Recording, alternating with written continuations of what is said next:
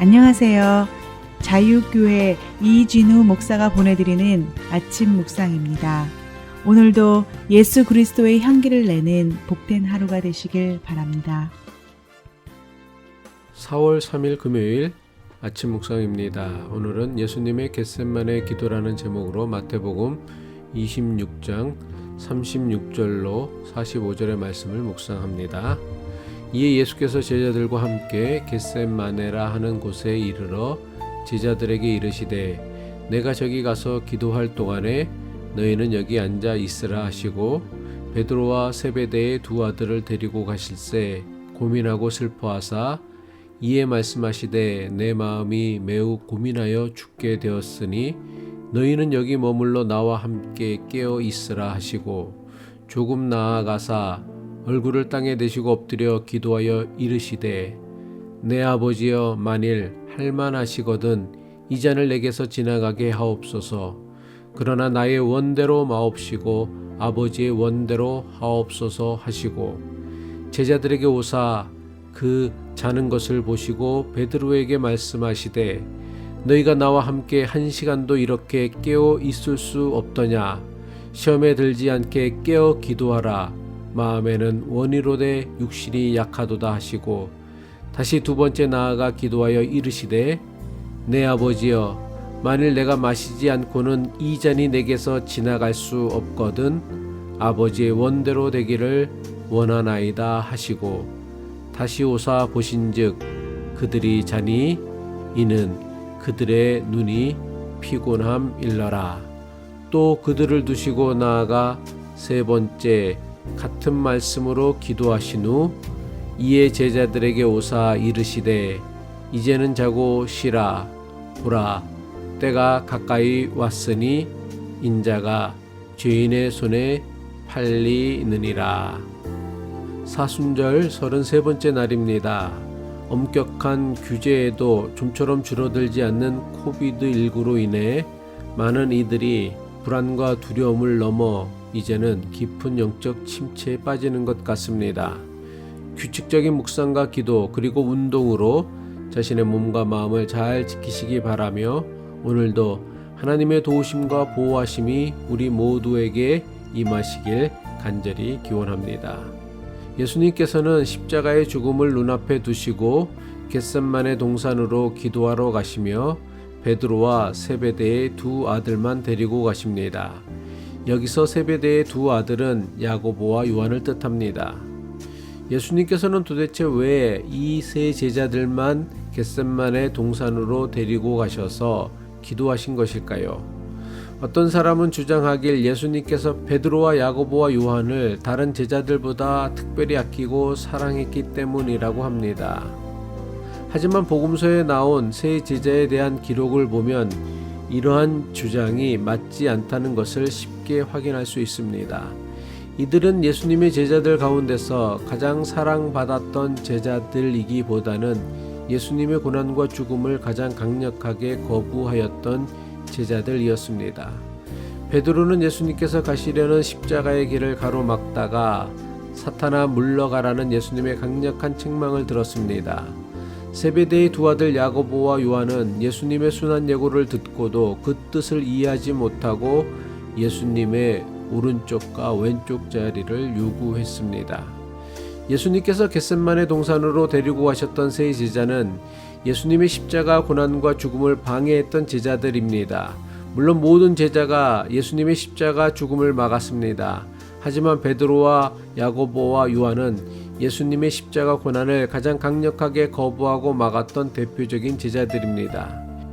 예수님은 이들을 데리고 겟세마네 동산에 데리고 가셔서 함께 기도하시며 이들에게 예수님께서 가시려는 십자가의 길을 깨닫게 하시길 원하셨습니다. 그래서 이들에게 당신의 고통을 솔직하게 드러내시며 제자들에게 함께 기도할 것을 부탁하십니다. 마태복음 26장 38절의 말씀입니다. 이에 말씀하시되 내 마음이 매우 고민하여 죽게 되었으니 너희는 여기 머물러 나와 함께 깨어 있으라 하시고 하지만 예수님의 간절한 부탁을 받은 세 제자는 어떻게 했습니까? 예수님의 간절한 부탁에도 저들은 예수님께서 기도하시는 동안 잠시도 깨어있지 못하고 잠에 빠졌습니다.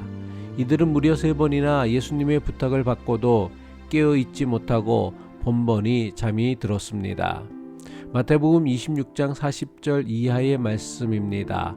제자들에게 오사 그 자는 것을 보시고 베드로에게 말씀하시되 너희가 나와 함께 1시간도 이렇게 깨어 있을 수 없더냐. 시험에 들지 않게 깨어 기도하라. 마음에는 원이로되 육신이 약하도다 하시고. 이것이 무엇을 보여줍니까? 베드로와 야고보와 요한은 예수님이 가시려는 십자가의 길에 조금도 동참하지 못할 뿐만 아니라 심지어 그 고통조차도 이해하지 못한 것입니다. 예수님께서는 십자가의 죽음을 눈앞에 두고 고민과 괴로움으로 간절히 기도하셨습니다. 하지만 예수님께서 데리고 온 세 제자는 예수님의 고통을 이해하고 동참하기는커녕 졸려서 잠이나 자고 있었던 것입니다. 제자들의 이러한 행동은 예수님의 십자가의 길을 거부하고 거절하는 일종의 메타포입니다.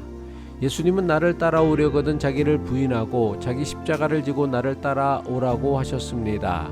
하지만 우리는 예수님을 믿는다고 하면서도 예수님의 십자가로 인한 은혜만 받기를 원하지 자기 십자가를 지고 예수님을 따르려고는 하지 않습니다. 제자들의 모습과 크게 다르지 않은 우리의 모습을 발견하게 됩니다.